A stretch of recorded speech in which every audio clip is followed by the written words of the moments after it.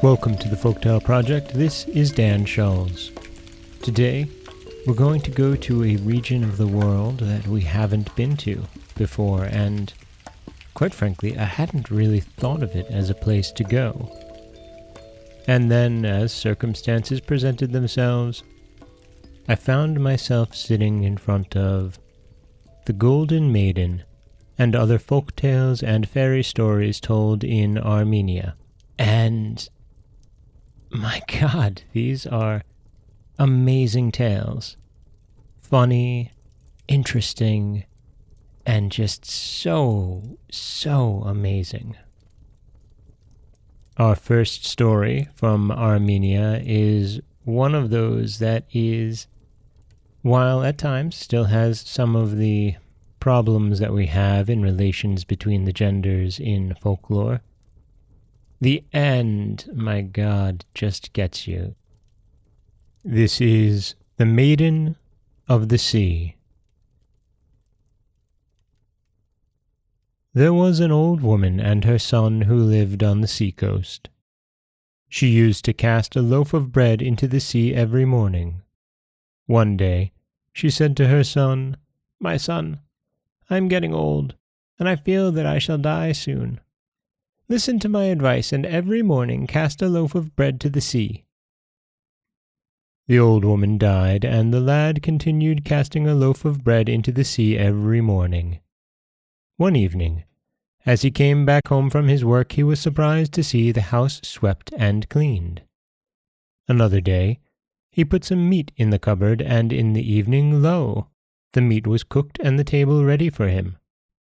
This was repeated several times. One day, he hid himself under the stairs.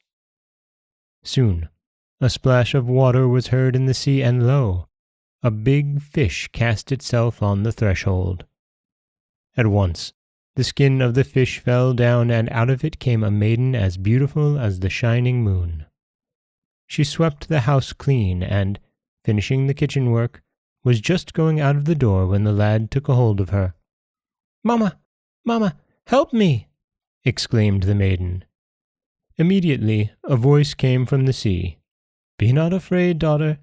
That is my son-in-law." By the will of God and the permission of the mother, the maiden became the bride of the lad. At once the priest was called, who performed the marriage ceremony, and for 7 days they celebrated the wedding festival. One day, as the bride was working with a needle before the window, the prince, who was taking a walk in his seaside orchard, saw her and was enchanted by her beauty. Finding out that she was a married woman, he decided to destroy her husband and get her in marriage. He immediately summoned the lad and said, "I want you to make me a tent so large that all my army may be accommodated in it, and yet half of it remain empty. I will give you 3 days' time to prepare it. If you don't make it ready by that time, your head shall be cut off and all your property confiscated." The lad came home with a sad face. What should he say to the prince at the end of the 3rd day? Surely his head should be cut off. The bride, seeing him, said, "How now, husband? What is the matter? Why are you sad today?"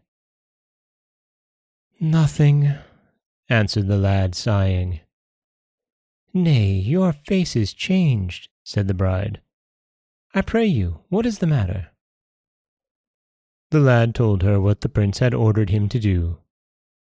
"Never mind, husband," said she, and putting her head out of the window toward the sea, she cried, "Mamma, Mamma, send us up our small tent, please. We want to go a-camping."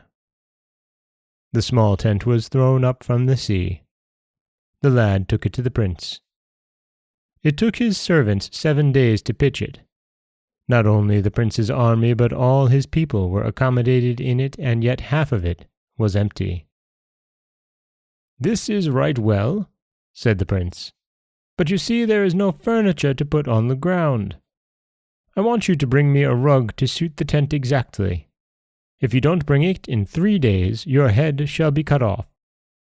The lad told his wife, and she asked her mother to send up the small rug, which was taken to the prince.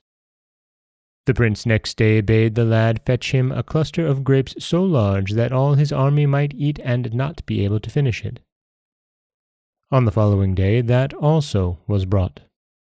Then the prince wanted him to bring him a 3-day-old baby who could walk and talk like grown-up people. This time the lad was dismayed because it was a sheer impossibility, and he thought he would surely lose his head this time. "Never mind that, my husband," said his wife in the evening, and turning toward the sea she cried, "Mamma, send up here the baby for a while, we want to see him." The baby was given up, and the lad took him to the prince, still doubting in his mind whether the baby could do what the prince required. On the way, the lad's foot slipped, and the baby was shaken. "Have you not your eyes about you, brother-in-law?" the baby said. "Or have you a mind to fall down and crush me under you?" The lad was pleased at the baby's reproach because it assured him that his head would not be cut off. On being presented to the prince, the baby at once walked towards him, jumped up into his lap, and giving the prince a box on his ear, said, "Are you not ashamed, prince, to give so much trouble to my brother-in-law? You want to kill him and be married to my sister, do you? For shame, prince, for shame!" Thereupon the prince gave up his evil intention, apologized to the lad, and asked forgiveness. So the lad and his bride of the sea were left unmolested, and they are still living on the border of the sea. And that is the Armenian tale of the Maiden of the Sea. And as I said, it's one of those tales at the ending. My God, did not see that coming at all, did we? A baby who can walk and talk like a man, but not only that, one who sees through the prince's scheme and chides him for it. I absolutely love it, and this was the first of these tales that I found, and really sets the tone for the rest of the week. This is Dan Scholes for the Folktale Project. Don't forget that you can subscribe to the podcast on Apple Podcasts, Stitcher, Google Play, Overcast, anywhere you like to get your podcasts. You can follow us on Twitter at Folktale Project. You can find us on Auto Radio, TuneIn Radio, iHeartRadio, Spotify, anywhere that you like to listen. And you can always head over to folktaleproject.com, where you'll find a new story waiting for you every Monday, Wednesday, and Friday. Don't forget that you can always support the podcast by heading over to patreon.com/folktaleproject, where for as little as $1 a month, you'll get early access to every story told, and every now and then, a special little bonus. As always, thank you so much for listening.